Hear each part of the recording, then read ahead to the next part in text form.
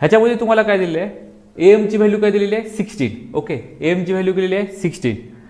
Okay, तर तुम्हाला एक कन्सेप्ट माहित असेल, tangents from same extended point are equal in length.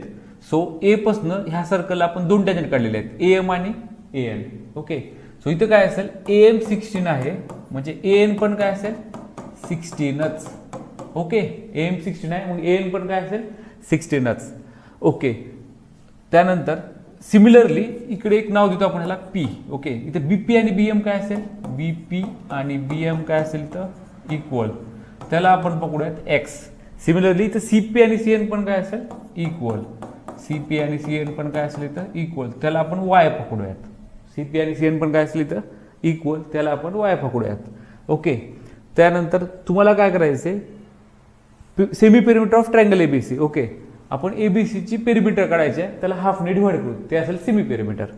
So तुम्हाला दूर AB काढावं लागेल त्यासाठी. तर इथे AB काय असेल, AB असेल, आपण असं करू शकतो AB इज इक्वल टू काय AM मधनं BM गेलं.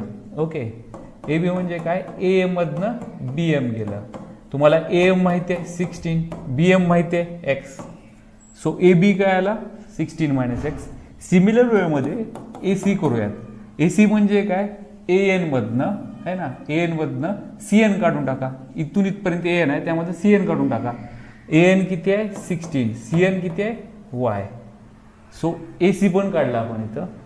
सिमिलरली BC काढूयात आपण. ओके, BC काय असेल BP plus PC. BP X आहे, PC Y आहे. BC काय आलं X प्लस Y. BC काय आलं X plus Y. Simple way, ह्या तीन साइड्सची ॲडिशन करा.